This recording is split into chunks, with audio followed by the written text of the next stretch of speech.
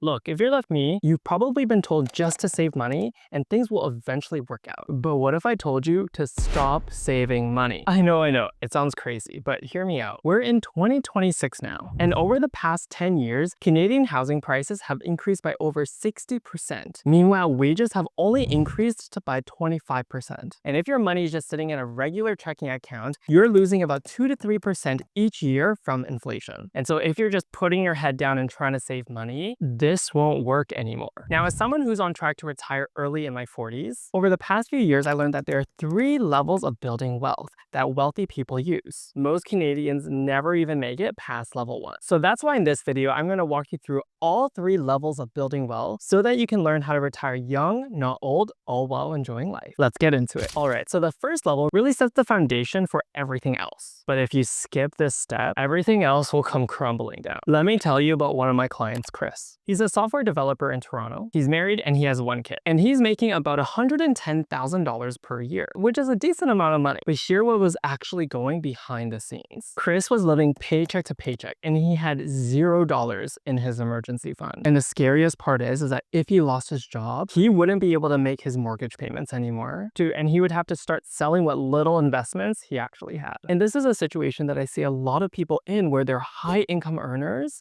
but their expenses are equally high, so they're still living paycheck to paycheck. And this is why the first level of building wealth is to set your financial foundations. And it really comes down to 2 simple things. The first thing is you need to be cash flow positive. Your monthly income has to be higher than your monthly expenses. I know this sounds really simple, but you'll be surprised that not many people actually know what their monthly cash flow is each month. And so to calculate this, all you need to do is find your after-tax income. This is the amount that you get in your checking account each month. Then you want to track your expenses for about 1 to 2 months so that you can get a realistic view of your monthly expenses. And the difference is your cash flow. The second part of building your financial foundations is to have an emergency fund. I know you probably heard this before, but having an emergency fund is so important because if anything were to happen, the last thing you want to do is start selling your investments. Because typically if you lose your job or something happens in the job market, your investments are probably also not going to be doing that great because it will likely be a market recession.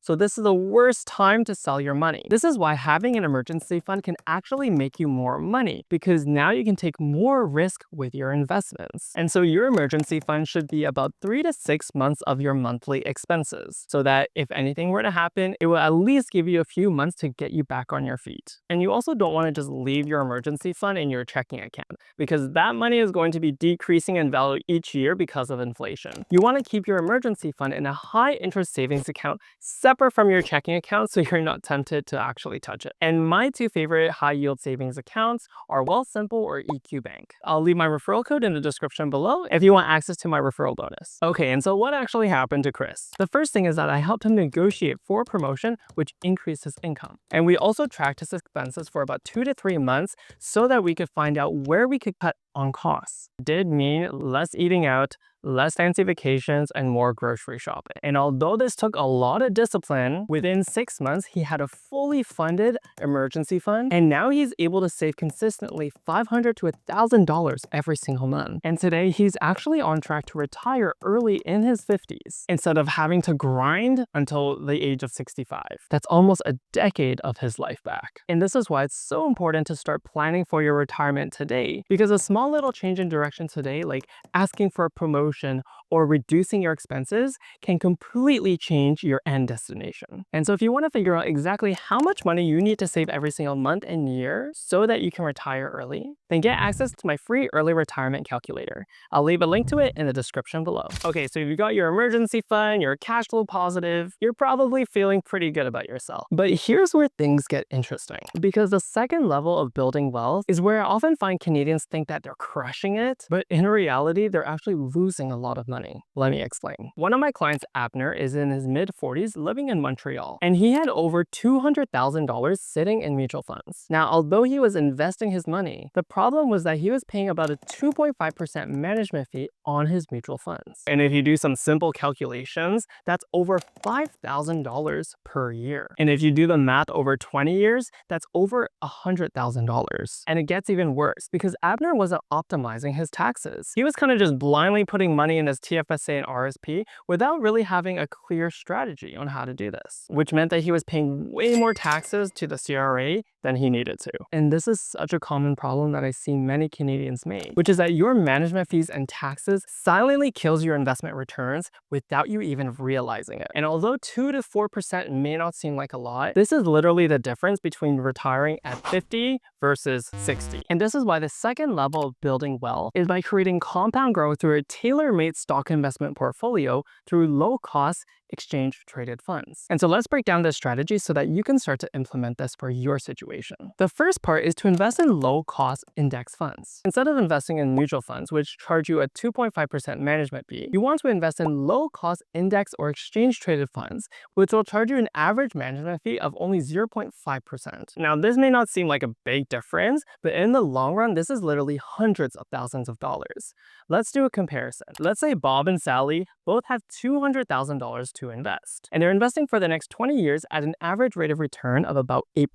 Now, Bob puts his money into mutual funds with an average management fee of about 2.5%, while Sally puts her money into low-cost index funds with a management fee of only 0.2%. And after 20 years, Bob will only have $570,000, while Sally will have over $800,000. That's a $230,000 difference. Yep, just 2% is a lot of money. Now, the second part of the strategy is to create a tailor-made stock investment portfolio to optimize your taxes. So in Canada, we have these amazing accounts called the TFSA and RRSP. But the problem is that most people just blindly invest money in these accounts without actually having a clear strategy. And so the first thing is that you have to figure out how much should you actually be contributing to your RSP and TFSA. Because what most people don't know is that when you take money out of your RSP, typically during your retirement, this is when you have to pay taxes on it. And so oftentimes people end up over contributing to their RSP, causing them to pay less taxes. And so you want to figure out what is the right allocation between putting money in your TFSA and your RSP. The second thing that you have to consider